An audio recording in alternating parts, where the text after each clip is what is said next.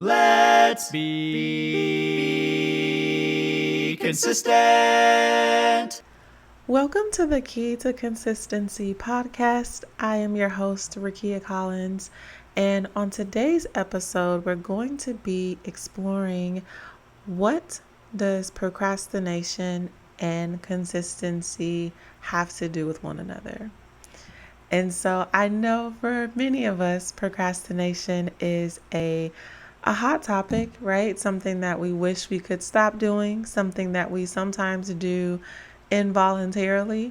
Um, and really, on today's episode, I want to give you guys some actionable, practical tips, as I try to do in every episode, to help us stop procrastinating, right? And help us reach our goals. So, first and foremost, we're going to focus on procrastination, and then we're going to focus on consistency, right? And the relationship that those two things have in common. So, first and foremost, procrastination, right? Really, we want to understand, why do we procrastinate, right? So, procrastination is often rooted in the desire for instant gratification and the avoidance of discomfort, or I should say the perceived discomfort and negative emotions that are associated with the task that you do not want to do, right? So sometimes we find that, we get off of work and then we go and we watch TV, and you may procrastinate because all day you've been at work and you have dishes in the sink to wash, but you just sit on the couch and you procrastinate about washing those dishes because who wants to do that, right? There is a perceived negativity around getting up off of the couch, getting out of your comfortable position, and then going and handling that task, right? Or procrastination could be rooted in just the fear of failure, right? Or perfectionism, or sometimes even, lack of clarity and the ability to prioritize your goals and your objectives. And so if you struggle with procrastination, one thing that I would encourage you to do is really try to better understand yourself first and foremost. And to do that, you can create we're going to call it a procrastination awareness log, right? So what does that look like? It looks like whether hopefully ideally you can get a pencil and a paper, or you can use your iPhone or your phone, or whatever you have near you, but you can really write down instances where you procrastinate, because when you begin to recognize patterns and habits, that's when you can start to break them, because you begin to see, okay, when it comes down to, if we go back to our earlier example about washing the dishes, you can begin to recognize patterns of, why do I feel this way about washing dishes? Is it truly about washing the dishes, or is it more about leaving the comfort of the couch, right? Is it the fact that I don't want to have to pause my TV show and get up and move because I was moving all day at work, right? Really trying to understand what triggers the procrastination, what emotions are you feeling, but most importantly, what are the consequences of you not taking that action that you need to take, right? What happens if you don't wash those dishes that night? And let's say you have a dish in the sink that you need to leverage for breakfast the next morning. Now you find yourself messing with your morning routine because you didn't do what you were supposed to do the day before, right? And the consequences, don't necessarily need to be something huge and negative, because I know when people hear the word consequence, they sometimes think of this, super bad, super negative thing, but really a consequence is just the result of an action. It's really what it is. Oftentimes, because the word consequence is used in a negative light, we hear the word consequence and we think, oh, something bad is about to happen, right? But really just thinking about those consequences, those emotions, what is triggering the procrastination, and making sure that we take this step because this step really allows you to have a certain level of self-reflection and awareness and helping you identify those patterns internally, right? We have to understand that procrastination really has some psychological factors associated with it as well, right? Some of those things can be because as humans, we tend to prioritize short term pleasure over long term benefits.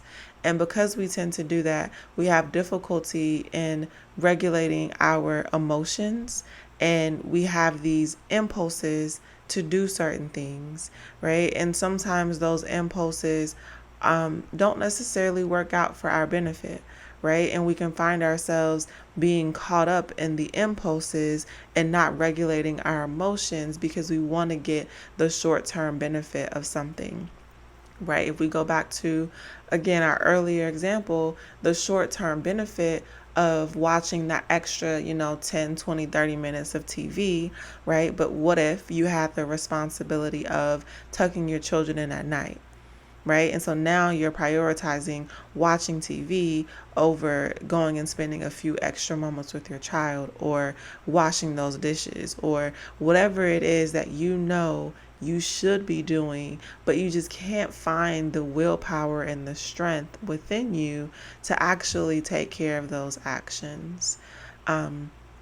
One thing that we have to make sure we understand about psychological factors around procrastination is really procrastination, when you do it over and over and over again, can really lead to a low self perception of yourself. So, low self esteem, low confidence, because when you don't do what you say you're going to do and you told yourself you were going to do it, you begin to lose trust within yourself, right? And all of that cycles up to a combination of low self esteem and low confidence. You begin to talk to yourself differently when you don't keep your word to yourself, right? And so while procrastination, can be something that starts off as not something that you do that often, you do it here or there, we do want to make sure that, as my mother used to say, that we nip it in the bud because we don't want that to become a part of our lives, especially as we're striving to build consistency within ourselves. Right? So hopefully for this first point, you guys take away the fact that you should really build that procrastination awareness log. You should really look at, when am I procrastinating? What emotions am I feeling? What am I procrastinating on? Right? And then hopefully that begins to shine some light on those particular areas. This episode is sponsored by yours truly, Rakeyia Collins. And if you need to be reminded to stay consistent throughout your entire day, there's no better way to do that than to have visual cues throughout your day, right? And for those visual cues, visit our merch shop. We have phone cases that remind you to be consistent. We have coffee mugs that remind you about the importance of consistency. And so visit our site at thekeytoconsistency.com. And I hope you enjoy the rest of this episode. Awesome, guys. So, the next point that I want to talk to you guys about is just the strategy, right? We've kind of deep dived already into, what procrastination is, what are some of those psychological factors, what are some action items we can take, to kind of make sure that we stop procrastinating. But let's think about how we can overcome procrastination, right? And there are a lot of different ways that you can overcome procrastination. If we think about, I know I mentioned it on an earlier podcast when we talk about time management, but the Pomodoro effect, or Pomodoro technique rather, is a great way to help overcome procrastination. Why? Because you're breaking up the items that you need to do into smaller, more manageable tasks, and you're making sure that you give yourself time for a break, right? One thing that I know as a former, I should say, recovering procrastinator, one thing that used to always get me was just distractions, right? If I know that I should get up and, let's say, go run an errand at 12 p.m., I may just lay down in bed for a little longer, and I won't necessarily get up when I'm supposed to get up because the bed just feels so good. And now I'm picking up my phone and I'm scrolling, the endless scroll, whether it is on YouTube, looking at YouTube shorts, or I am on Instagram looking at reels, just really like scrolling endlessly.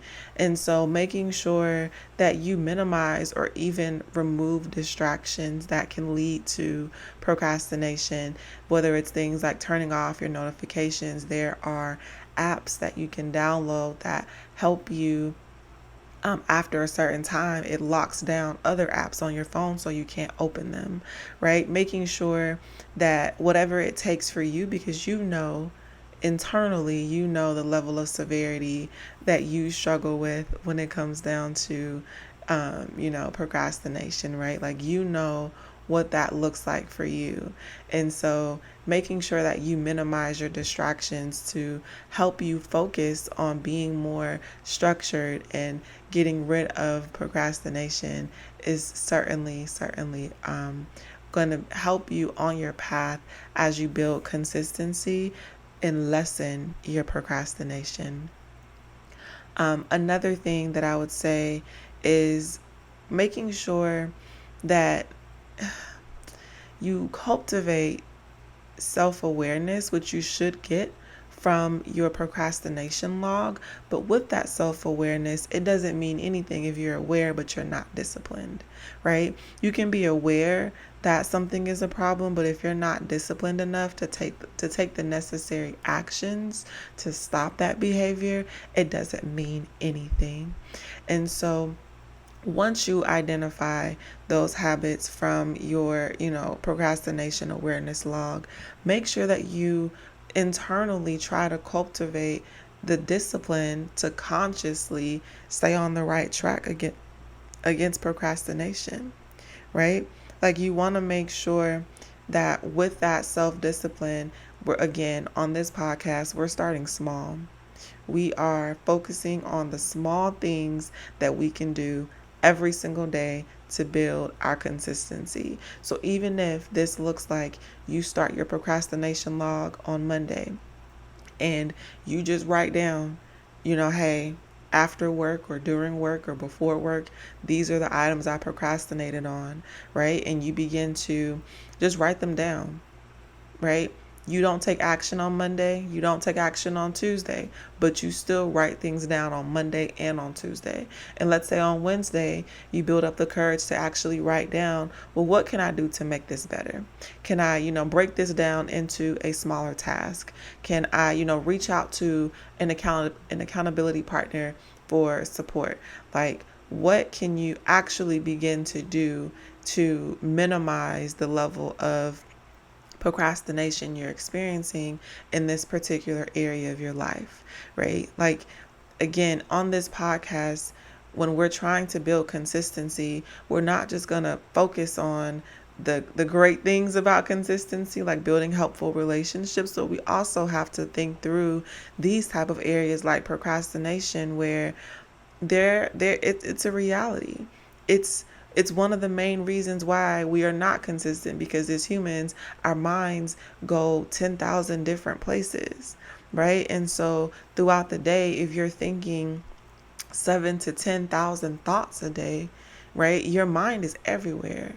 And so it's important that we recognize that there are small things that we can do, like prioritizing these tasks, minimizing distractions, time management techniques, breaking things down into smaller actionable steps.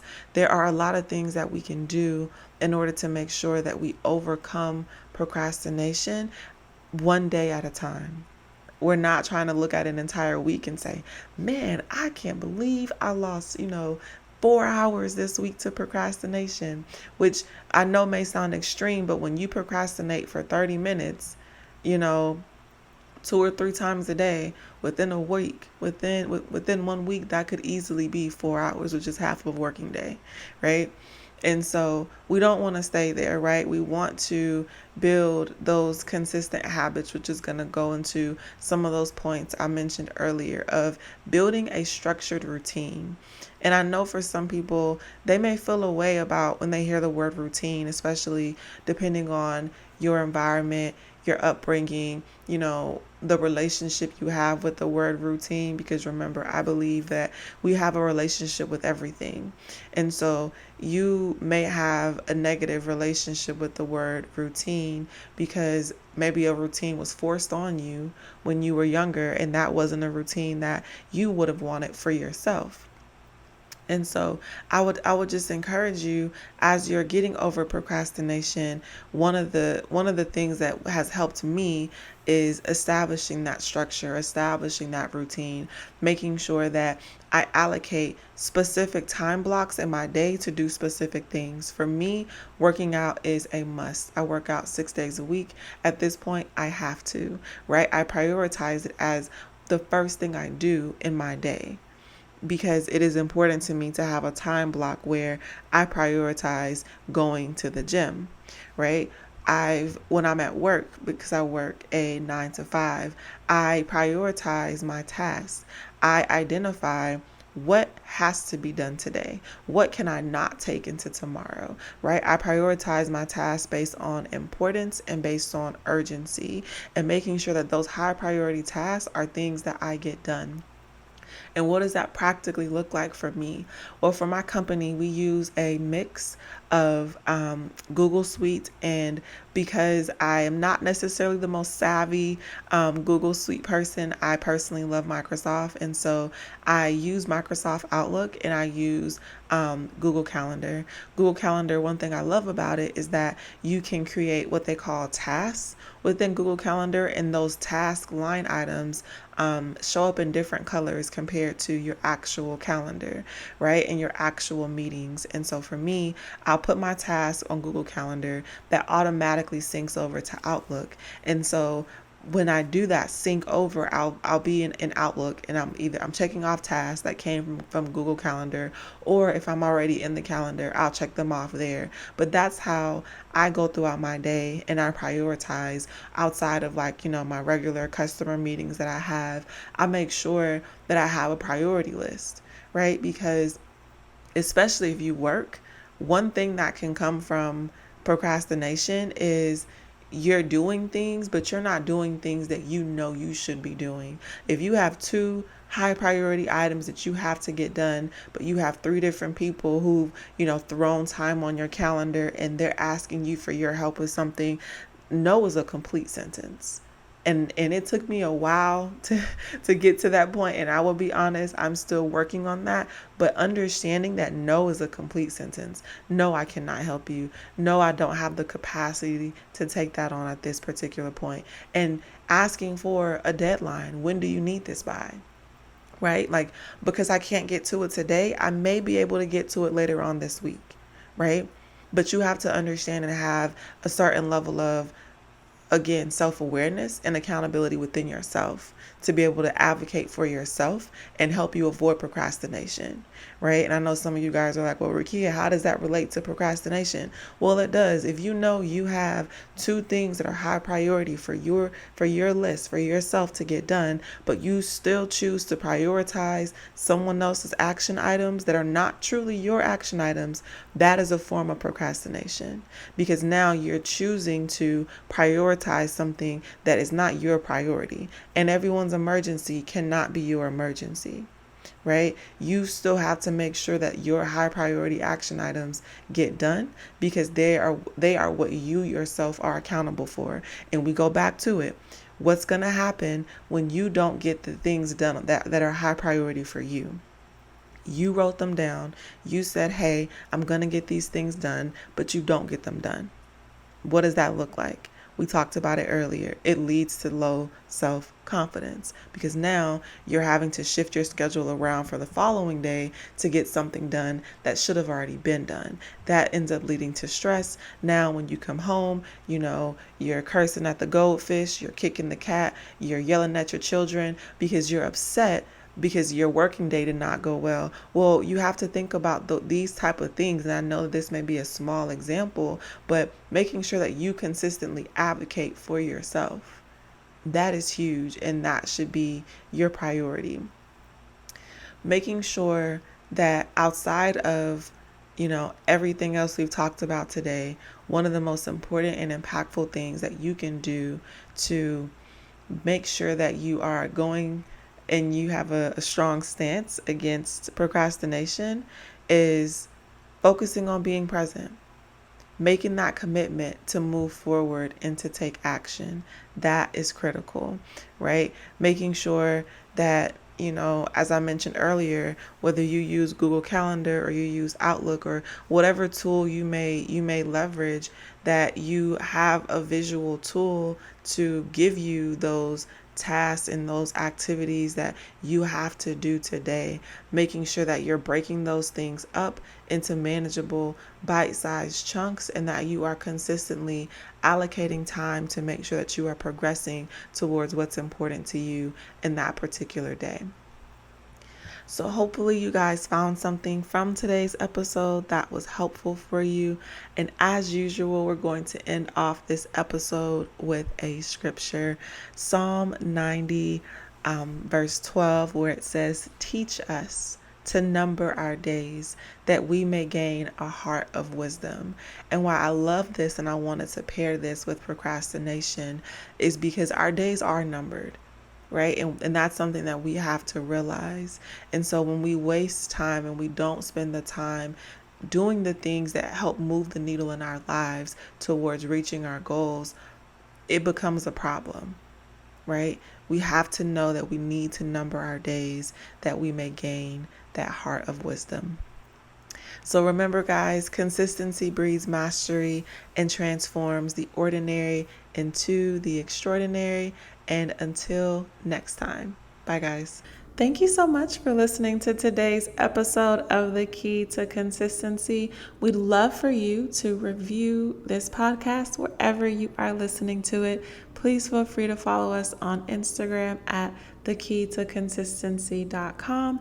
And if you enjoyed this episode and you found something that was beneficial to you, of course, please share it with a friend and someone else that you think would benefit from starting their own consistency journey.